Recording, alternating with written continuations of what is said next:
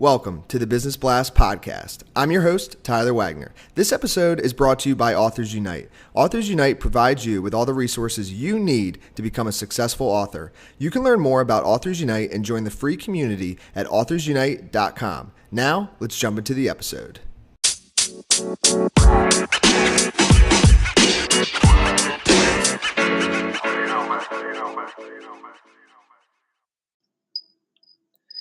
All right, everyone. Welcome back to another episode of the Business Blast podcast. I'm your host, Tyler Wagner. Today, I have Cindy Borrelli with us. She is an outsourced HR consultant who specializes in compliance, the employee life cycle, and change management. She focuses on results, delivering peace of mind, and a better workplace. So welcome to the show, Cindy.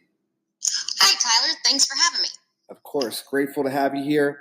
We'll dive into the first one. The first question I have for you, Cindy, is what is the best story from your life that has an underlying valuable message? There are so many stories that I could share, but I'll stick with one that's kind of a feel-good.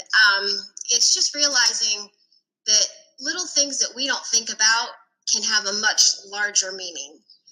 As raising my son as a single mom, I found it really easy to relate with other single moms. No issues with ever having his friends come to the house for a sleepover, and taking him into the women's restroom was no problem. And I never considered how difficult it must be raising daughters as a single dad until I started dating one. He didn't have time to schedule the play dates, or he didn't feel comfortable having the girls have sleepovers because he didn't want other parents feeling awkward having their children sleeping, over with friends, and it's just a dad. And trips to the bathroom ended with a lot of questions for him. So I didn't think about that. And we were married last year, and the girl's mom recently told me that she has seen so many positive changes in them in just this last year. So that was a huge impact for me to know that just being present in their lives, doing the same thing that is a part of a normal routine for me, really, really helped them. And it's taught me to be more observant and consider how uncomfortable someone else's shoes might be. Wow. I have never thought about that scenario in that way either. That is very insightful. Wow. Thanks for sharing that. The next one I have for you is what is the most valuable piece of information we should know that's within your expertise or industry?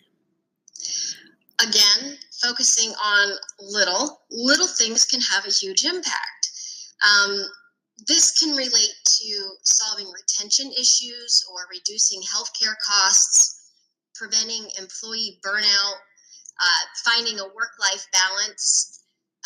A lot of companies say that benefits aren't within their budget, but when I hear something like that, I wonder if at the same time they're making that comment, they stop to consider that the average cost to hire a good employee is about $4,100.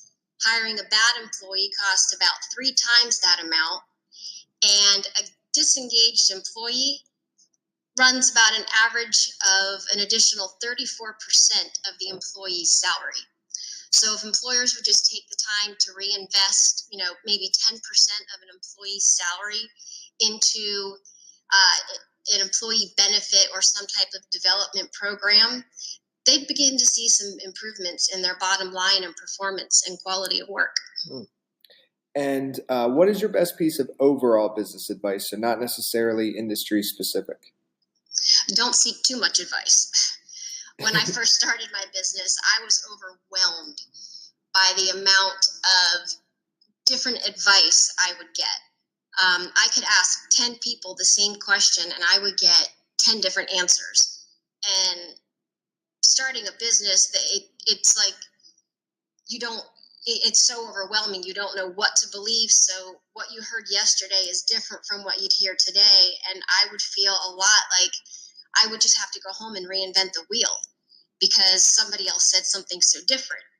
So what I did is I learned to cherry pick the tidbits tidbits that I found most useful from each person's advice, what worked for them, and I learned to make it my own and do things my way that worked for what I wanted to deliver for my clients, and what worked best with my personality and what I wanted to represent. And if you could give your younger self one piece of advice, what would that be? Avoid the comfort zone. I think it's far too easy to get comfortable in a situation and end up overstaying your welcome. I was with a company for 17 years, and not so much because I enjoyed working with the company. After about 10 years, it was comfortable for me. So I would tell myself, don't ever get so comfortable that you can't see when a situation isn't right. And in your opinion, what is the key to happiness? Happiness. It's kind of a relative term. It means different things to different people. So the key for me would be to stop defining it. I think we get caught up in the rat race and working so hard to do this, that, or the other, and we end up wasting time and energy on achieving what we think is happiness, that we really miss out on so many of the happy moments in life that are tangible, that are in the now. It's like my sister, she's a photographer, and she prefers not to do poses. She likes the candid moments, and that's when you really capture what something means. And what is the best book that you've read, and what was the number one thing you learned from that? Well, I read a lot of boring compliance and HR and insurance stuff, so I won't go there. I recently read Messy, The Power of Disorder to Transform Our Lives by Tim Hartford. And I read it at a good time in my life. Everybody tries so hard to be organized and remove clutter and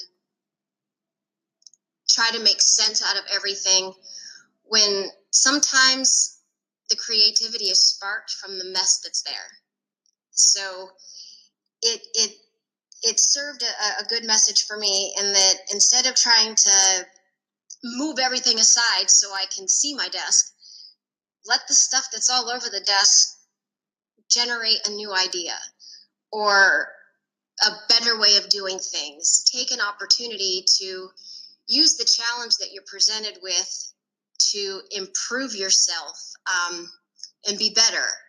I went to a workshop one time on a sales presentation, and the instructor was very rigid in his method, and he was telling everybody that if you ever don't make the sale, go back and see where you fell off your plan and get back on it. And that didn't make sense for me.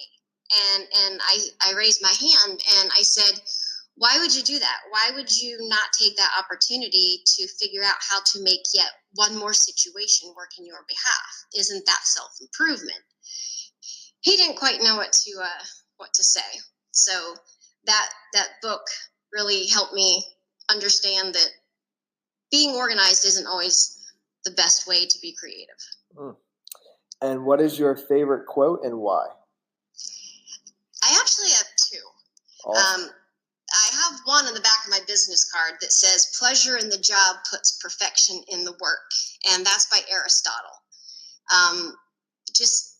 It's not just enough to know how to do something. You got to enjoy doing it. And when you do, it really comes through in the end. And the other is from my favorite movie, After All, Tomorrow is Another Day, from Gone with the Wind. It's just a reminder that sometimes when we're dealing with a situation where there's no immediate solution, sometimes the best thing to do is just put it off until tomorrow and come back and regroup. And and take it on with a fresh mind, because a clear, rested mind functions much, much better than one that's distraught and exhausted. Yes, thank you so much for coming on, Cindy. The last question I have for you before we let you go is, where is the best place for people to find and or connect with you online? My website, which is KeystoneHRConsulting.com. Perfect. Thanks again for joining us. We appreciate it. Thank you, Tyler. I appreciate you having me on. The podcast you just heard was published with Anchor. Got something you want to say to the creator of this show? Send them a voice message using the Anchor app, free for iOS and Android.